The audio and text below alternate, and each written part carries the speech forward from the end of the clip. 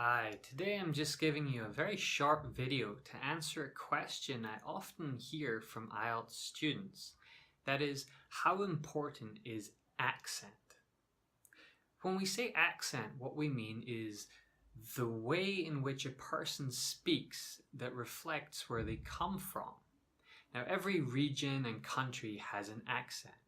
I'm from Scotland, and many people in my country have a very strong accent. But actually, my accent is a little milder because I've lived in many parts of the world. I've also been teaching English for a very long time, and through that, my accent has become a little more neutral. But what if you are from a country like India, where they have very strong accents? Is that going to cost you in the IELTS exam? No, it shouldn't. English is an international language, and it is comprised of many different accents. Think of the countries where English is the first language, like the United States, Australia, South Africa, Canada, and all the different countries of the UK. We all have very different accents. There are even some different dialects, but that's another matter. But there is no right or wrong accent. It is just a style of speaking.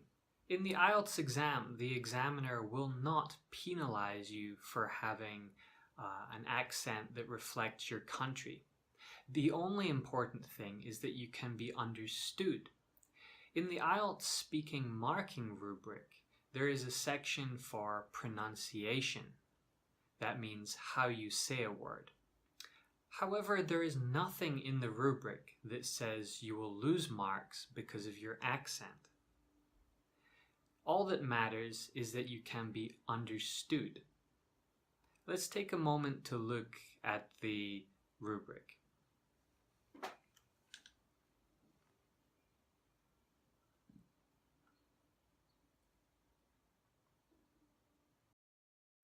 So here we can see from the British Council website the marking rubric for IELTS speaking. We look down to bands 4, 5, 6, and 7, and we can see nothing about accent at all. There are certain sounds in the English language that people often have trouble with. There is the th and th sounds. These are more or less unique to English, and learners from many different countries struggle with them. Then there is the difference between and e, which really is also very uncommon in world languages. You'll often hear non-native speakers say this is instead of this is. Now, in the IELTS exam, the most important thing is that the examiner can understand you and that you reduce these mistakes. However, if your natural inflection is reflecting the country that you're from, as long as you can be perfectly understood, there is no problem and you will not lose any marks. So don't worry about that. When thinking about pronunciation, you should not aim to be speaking British English or American English because there is no perfect English accent. You should just be aiming to say the words in as clear a way as possible so that you can be understood. It is also important at this point to mention intonation, which is the sound of a sentence or the way that you stress words. This can help convey meaning more easily.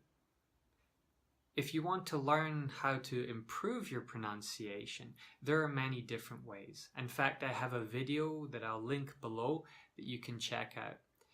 It's speaking every day, imitating native speakers from different countries, and concentrating on problem sounds like the th, e sounds.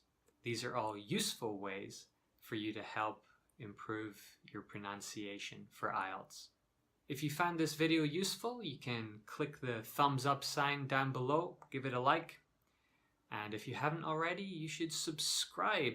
I try to post at least one video every week about IELTS. This has just been a short one. I'll post something longer next time. Goodbye.